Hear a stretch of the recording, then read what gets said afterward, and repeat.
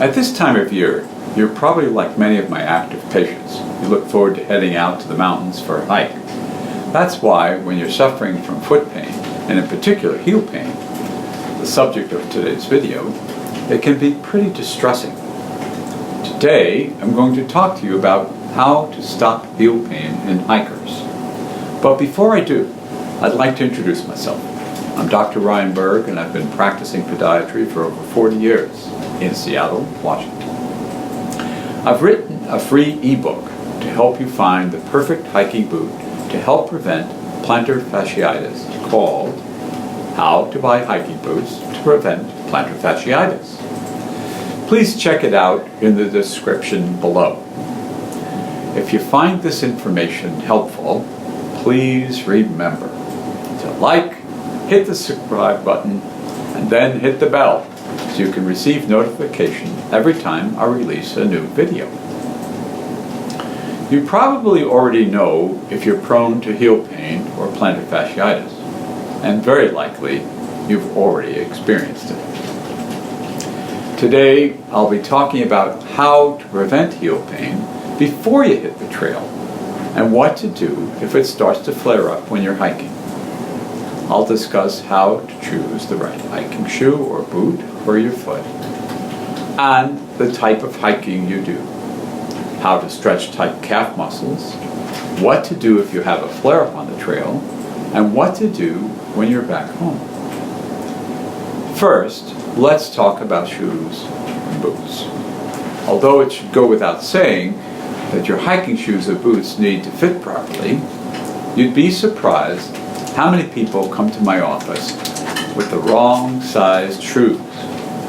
Make sure you go to a store that specializes in hiking boots to get the proper fit. Go shopping in the afternoon when your feet have tended to swell a bit, and have your feet measured. Both the length and the width of your footwear is important. You want your boot to fit snugly, but not too tightly. Your fitter should be able to tell you if you have enough wiggle room in the toe box to ensure your toenails aren't hitting the top or end of the inside of your boot.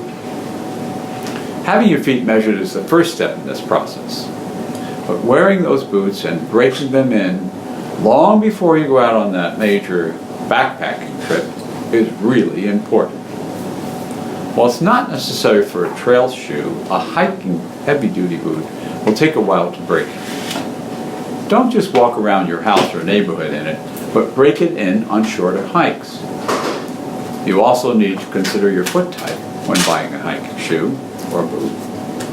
Both the flat foot, or a foot that overpronates, and the high arched foot are at higher risk for heel pain or plantar fasciitis. What's the difference? Well, in the flat foot, the foot is flexible. It collapses, the arch elongates, and pulls on the plantar fascia, which is the structure that attaches to the bottom of your heel. And this strong ligament, when it pulls too much, creates your heel pain. The opposite is the high arched foot. When you hike, that foot type strikes mostly the heel and the ball, and not much in the middle. With a flat foot, the firmer boot or shoe is better, and use of over-the-counter or custom orthotics are recommended. For the higher arch foot, inserts are also helpful to increase the contact in the middle of the foot, avoiding the excessive pressure in the heel and the boot. Keep in mind if the boots you buy are too stiff, you haven't taken the time to break them in, they could cause heel pain flare-up. Finally, you need to consider the type of trail you're hiking on when choosing a boot or hiking shoe. Are you going less than 5 miles in relatively little elevation and a smooth surface? Or will you be backpacking over many miles with a lot of elevation and a rocky terrain? Or somewhere in between? In general, athletic shoes can be worn for leisurely hiking of short distances on a relatively even surface, including a dirt trail. But once you get into a little rougher terrain with more mileage and elevation, I advise wearing a trail shoe. And with rougher terrain yet, an extended overnight hiking and elevations, heavy-duty hiking boots will be required. Lacing techniques can also be helpful to prevent problems with the foot sliding in and around the shoe and development of heel pain. There are specific techniques described in my ebook, How to Buy Hiking Boots to Prevent Plantar Fasciitis. It's also important to purchase socks at the same time as you purchase your boots. You can refer to our website for further information about the best socks for hikers. There's clearly a great difference between hiking socks that are designed to decrease friction in your foot and prevent development of pain and blisters, and on the other hand, your cotton athletic socks, which are just not advisable for these activities. While you're at the store, it's also a great idea to purchase some compression socks. These can really come in handy and be helpful in supporting the foot, particularly if you're starting to get any discomfort at all, and thus prevent heel pain from developing. They can also help decrease fatigue. Next on the list are tight calf muscles.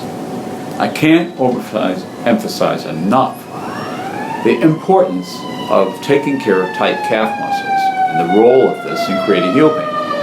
The plantar fascia is a ligament that runs along the bottom of your foot, but because the fascia in the bottom of the foot attaches to the heel, and so does the calf muscle on the back of the heel, if it's too tight, it will over-pull on the bottom and cause inflammation here.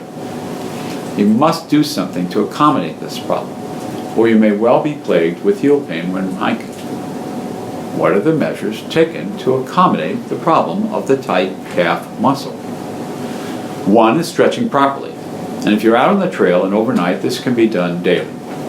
But even before you get there, you should be involved in a stretching program on a regular basis to ensure you have the most flexibility of your ankle as possible to avoid overpulling of the calf and its effect on the plantar fascia.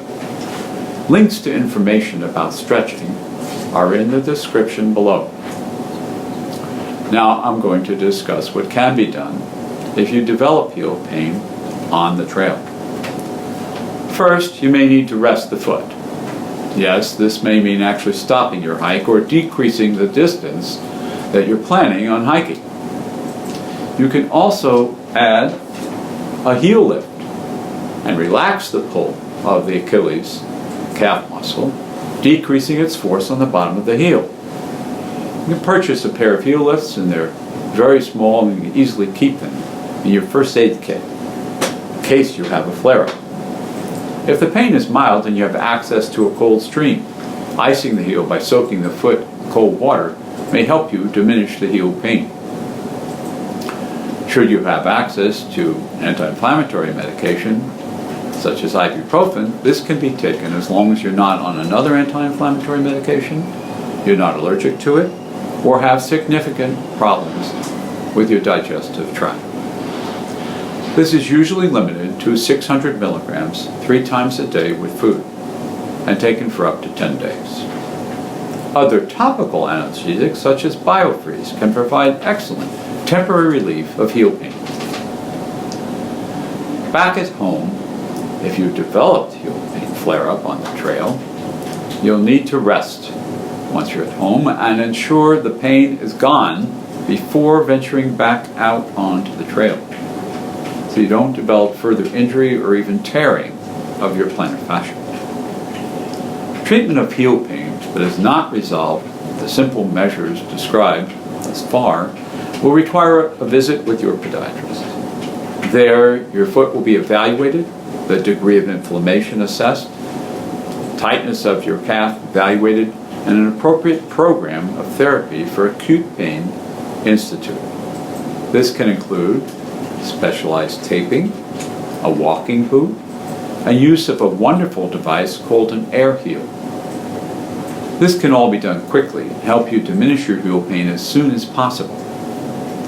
Continued taping, which you can do at home, may also be very beneficial in the early phase of treatment of plantar fasciitis.